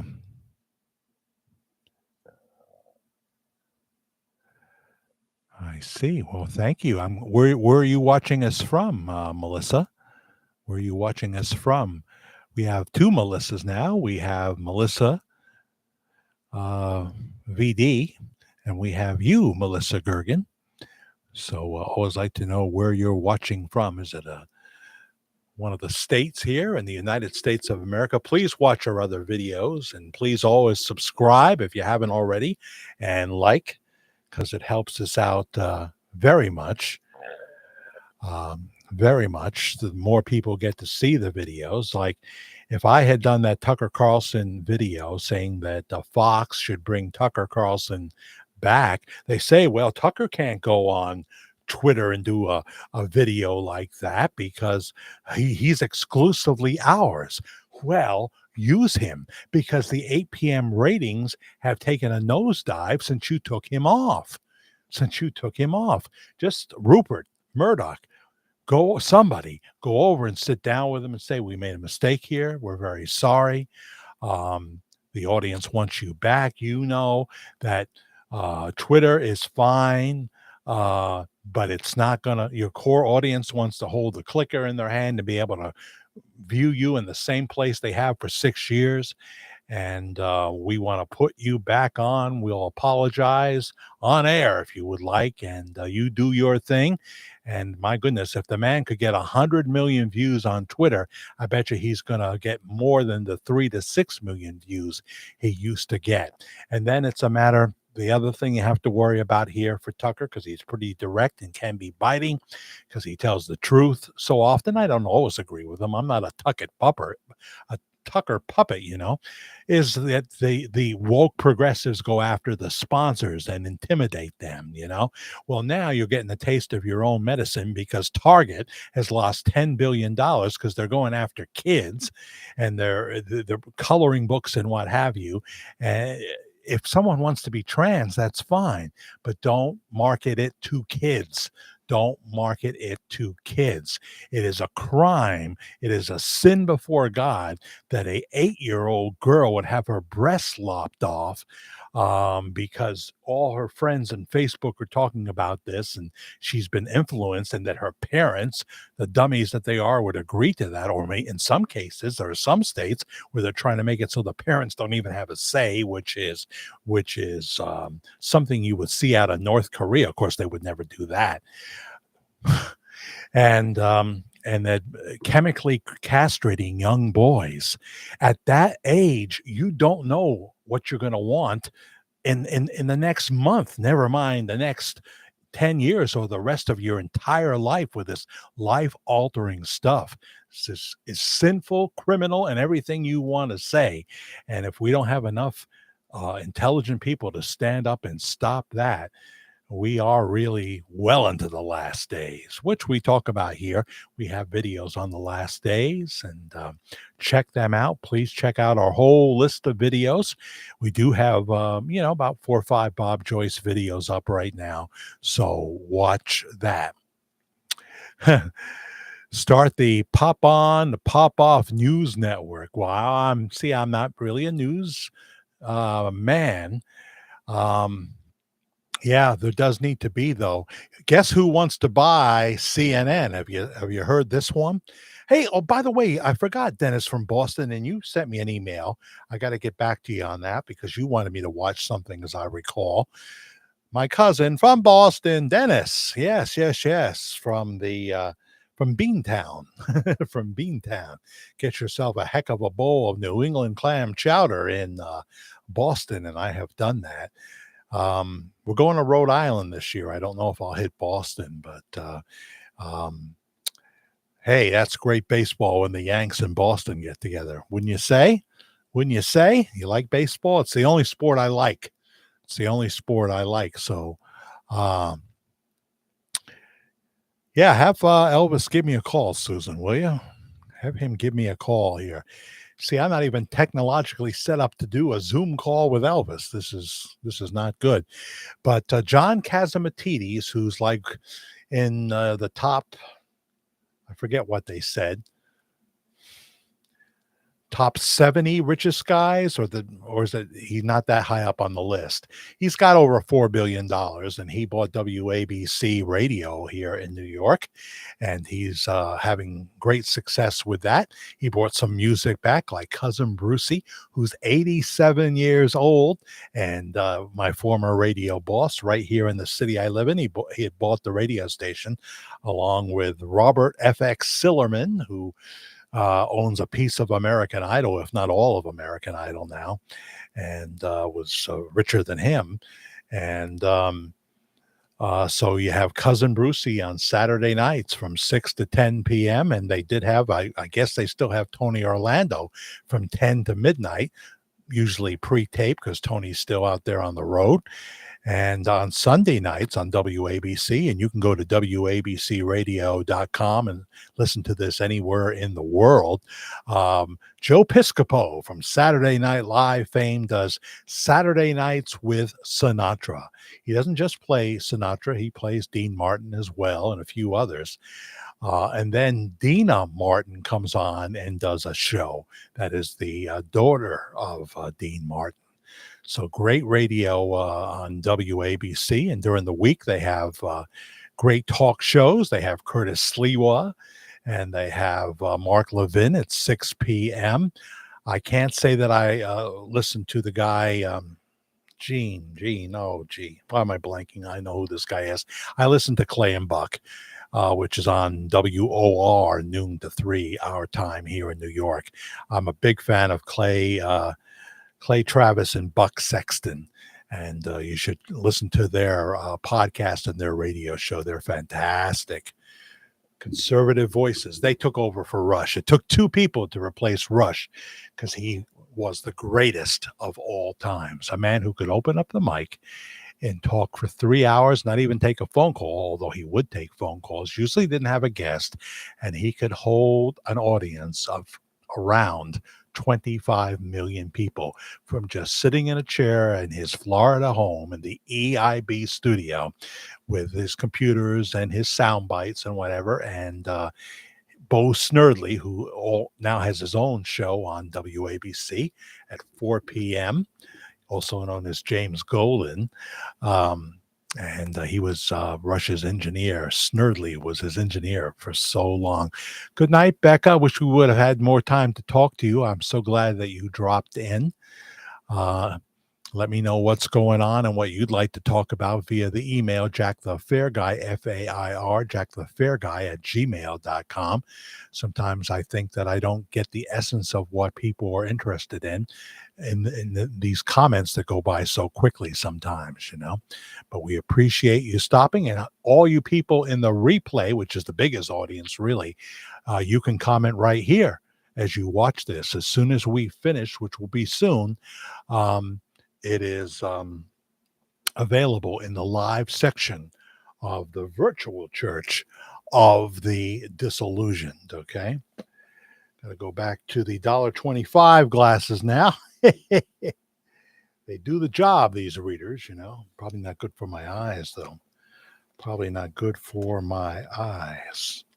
Doctor, my eyes. I'm definitely not going to make any off-color jokes right now as I hold the Holy Word of God in my hand, the NIV version. There are those that believe if it's not the old King James version, don't even bother, There's that crowd. And then there are those that think that the Living Bible is an accurate translation where it's only meant to be a paraphrase. It's only meant to be, but it can be very useful. But you just have to be careful, when you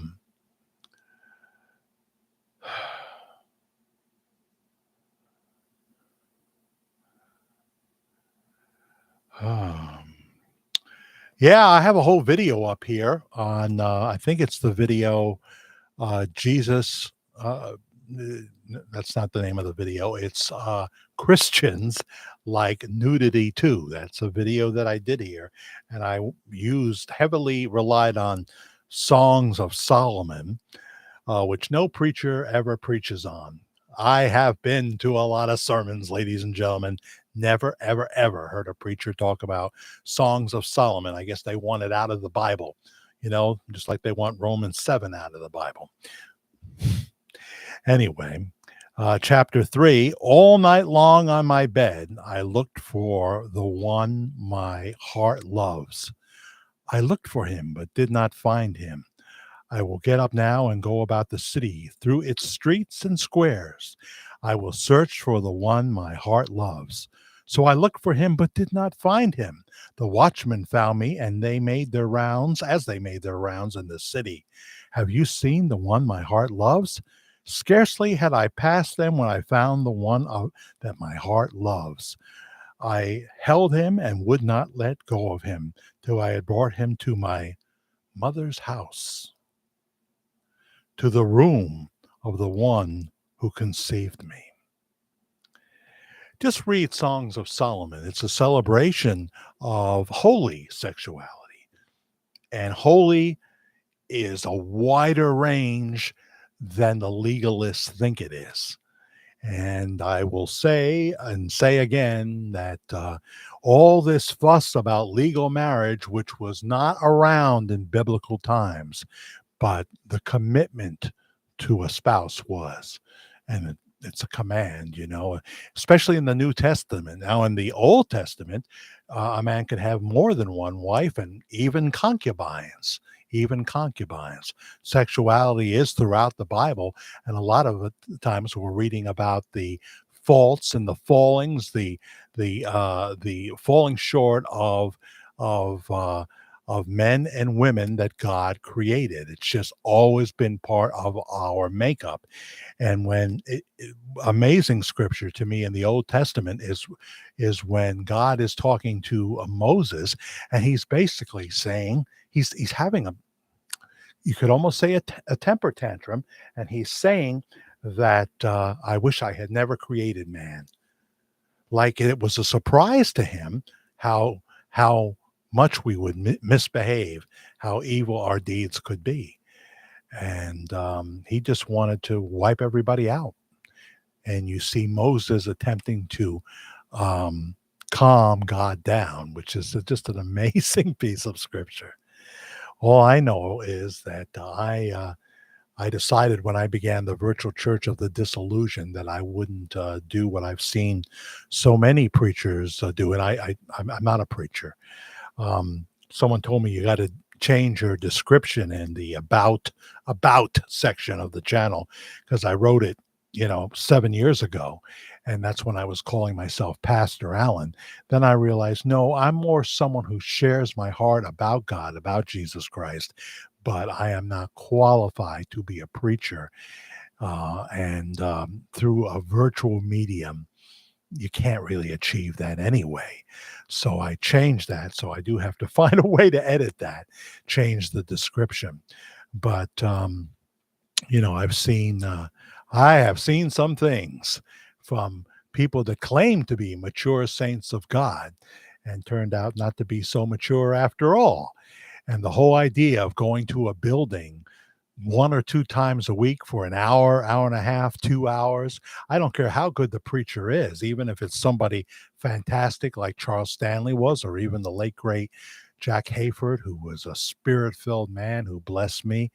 When you say bless me, in other words, in the moment, I found him to be the real deal. I sensed the Holy Spirit guiding him as he taught. That's what I mean there. Not that motivated me. You need more than that. That's why they tried these Christian communities, but evil came into that. And before you know it, we had nightmare communes, supposedly based on a Christian leader who was not following God, but was looking to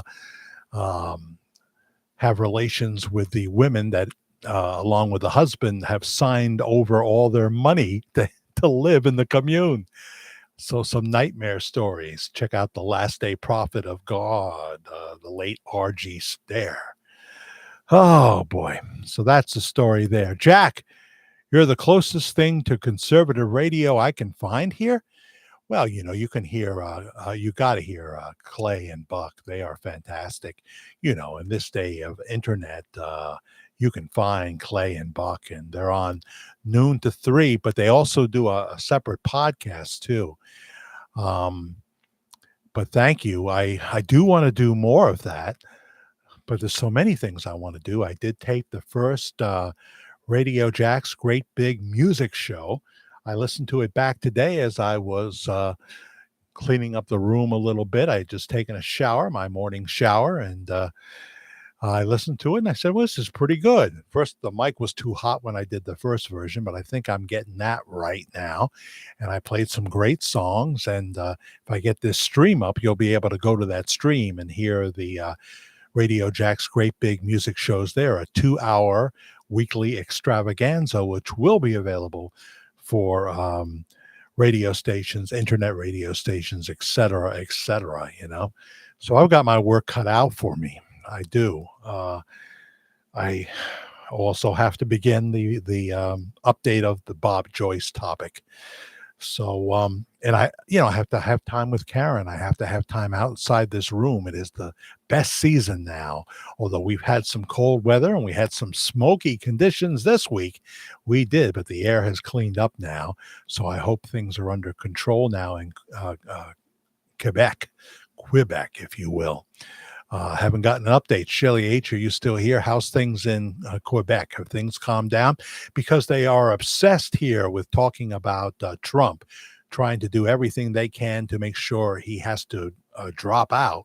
They never cover, I never saw any footage of what was burning in Quebec.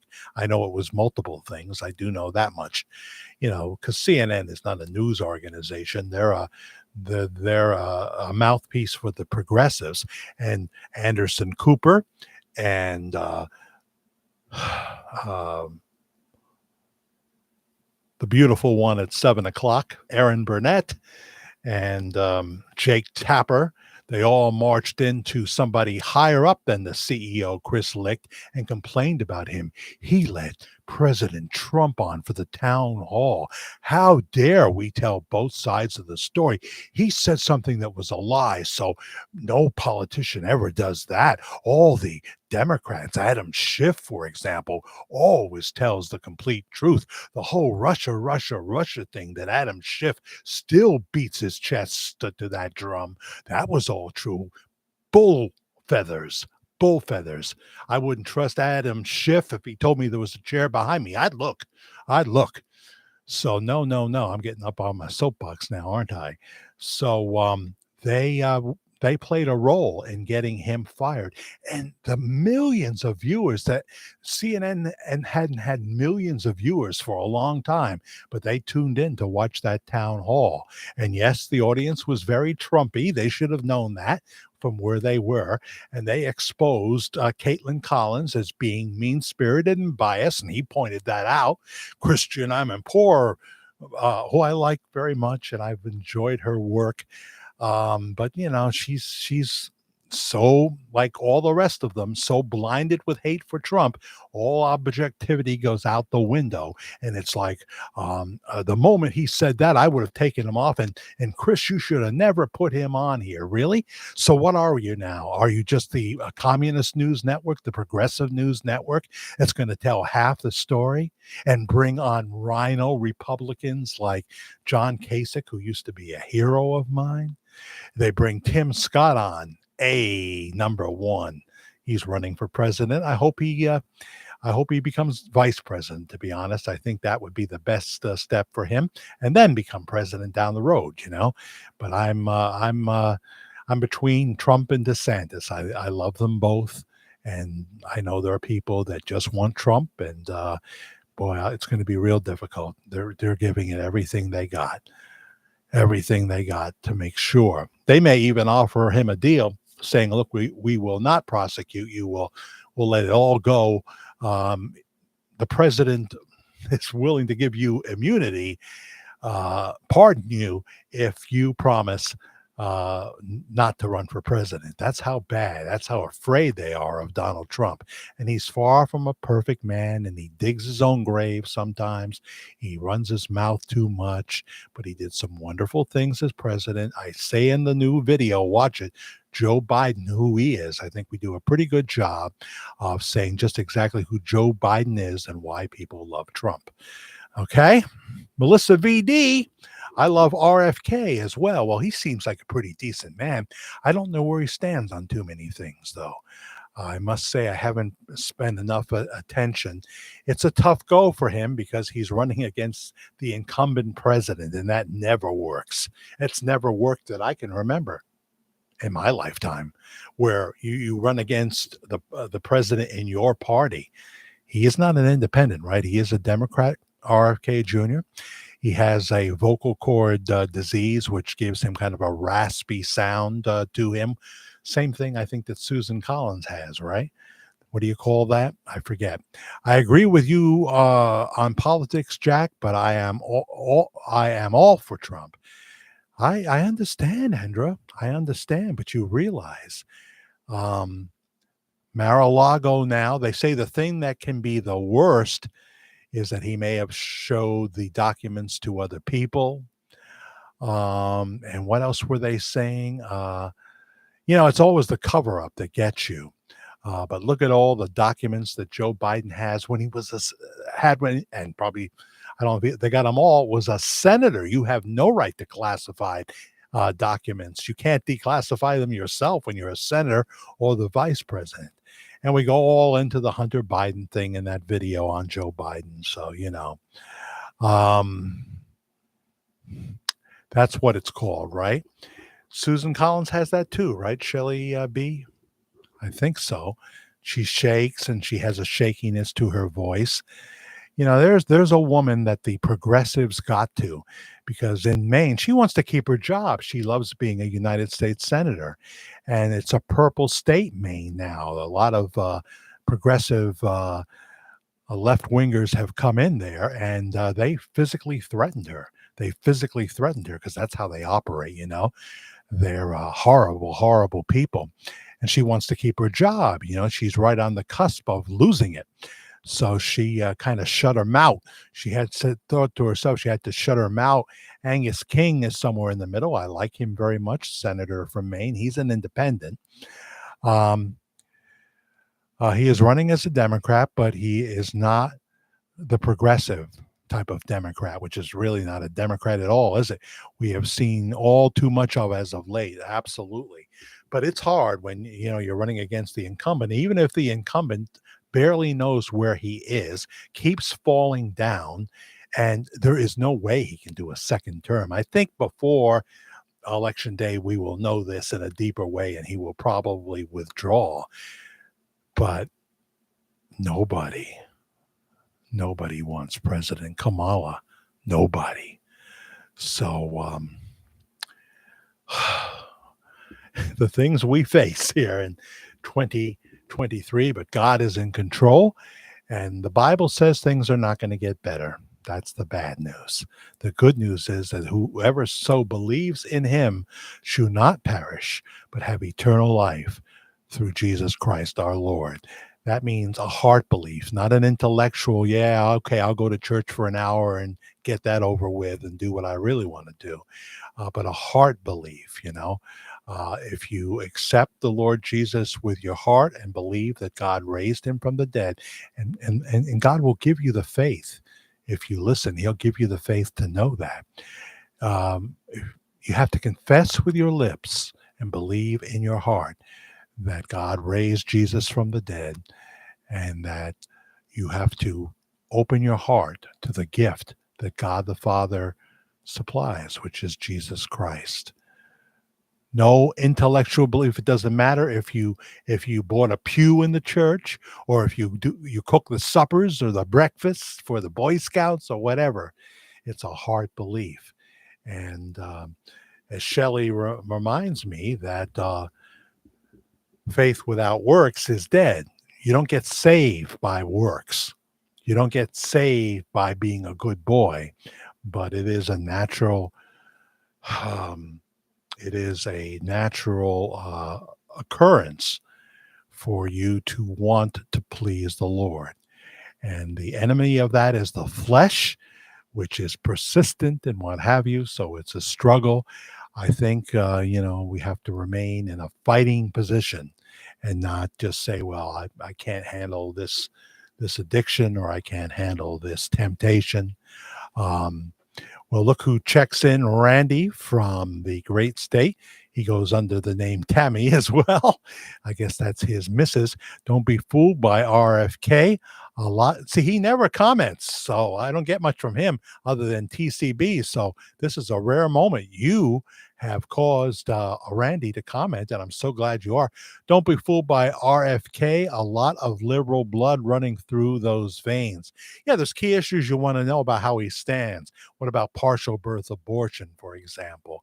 I'm not going to go after the morning after pill and things like that, and I'm not going to say I support it either. Some things are between you and God, but when we're talking about taking forceps and crushing the skull of a fully formed baby, that's murder. And now they're even talking about, partial birth means the baby's already partially out of the womb. Are we savages here in America? And what about where you live? Shelley B, what do they think about partial birth abortion in, I almost said Arizona, Australia? It's right next door, right? Right? I don't know. Um, Orphan harvest, says Susan. Yeah. This is what's happening now. I've been paying attention, says Melissa, to RFK since he began fighting for children's health. See, what can happen there is you like him for one issue, and maybe the other issues he doesn't line up for children's health. Yeah, remember, here we got Chris Christie now, like he has a snowball's chance, Um, and you got to stop campaigning at the Golden Corral, Chris. That's just a joke. I'm sorry. Uh, uh, Here was this boy. He was the governor, the active governor of New Jersey. Here was this boy that desperately needed medical marijuana to help stop his seizures, and they were spending money they didn't have to go out of state to get it, and they cornered him at a campaign event, and they begged him to to make medical marijuana happen in the state of New Jersey. And he's, well, it's not as easy as you think, sir, and whatever. He lost at that point. He lost at that point. There was that man pleading with the governor for his son with tear-filled eyes. Chris, you blew it right there, buddy. And saying what you're saying about Trump, you think you're gonna, there's what, 11? We got enough for a baseball team now on the Republican side. Enough for a baseball team. We've got the governor of North Dakota, nice guy, nice white hair with black bushy eyebrows. I dye my eyebrows, so I'm not judging it. Seems like a nice man. Aisha Hutchison, oh, Trump should, stop campaigning and quit. You ain't gonna make it, buddy. Your own state rejected you. You're a little too all over the place in your beliefs, so forget it. You seem like a kind of nice guy, but you haven't got a snowball's chance either. Tim Scott, very impressive. Vivek Ramaswamy, very, very popular, but with DeSantis and Donald Trump in the race, you can forget about it. I think Vivek will end up with some kind of a position because he's brilliant. I like him a lot. Maybe a future president, for Tim Scott, maybe the VP role for him. That would be a good choice. Stay away from Nikki Haley. She'll have us in World War III before you know it. Lead us not into temptation. Keep us safe from all evil. Amen. Well, it's a little bit of an alteration, but yeah. What was the line I heard somebody say? Lord, lead us not into temptation, because I'm perfectly able to find it on my own. And they should have added, if you give me breath and strength to do it, because God controls our next breath. But it is a lovely group with all the idiosyncrasies and I can't say the word. Eccentricities. Is that right? Have I got that? It really, really is. Thank you, Larry, who's really Clancy Brown. Thank you, Shelley B., the Grand Matriarch. I hope that beautiful oil painting that Amadeus Lipschitz painted of you doesn't end up as a thumbnail. Redneck Waves, Hobdob, Shelley H., Shelley with an I, Melissa, Keto Kitchen, that's also Melissa, Susan,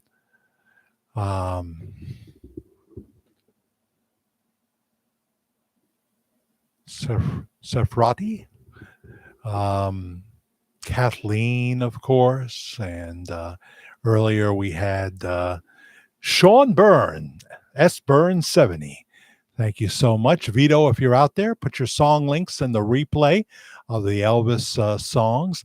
See, if I tried to have Vito singing, I think they would block it on my channel. He's not monetized and I am, and that makes a difference into how much they'll let you do, I'd love to find a way, YouTube, to be able to play music. I'd like to do the YouTube oldies show right here, and off your license, not mine. I mean, I looked into Live 365. I just don't think it's for me. So That's some of the people that stopped by. I'm looking through the list here. Greg Atkins dropped by, and I didn't even see you again, Greg. Tuning in late, rock and roll all night last night, and slept all day. LOL. Well, thank you, Greg. I hope you are still here to see me say that. Thank you, Randy from North Carolina. And Andra. So I got to look at your email further. Judy Wright. Thank you so much. Dennis from Boston. Thank you. I got to look at your email. Great contribution from Lee Kahn the Great. And I think we've gotten to most of them now. We'll probably do a pop on to pop off during the week.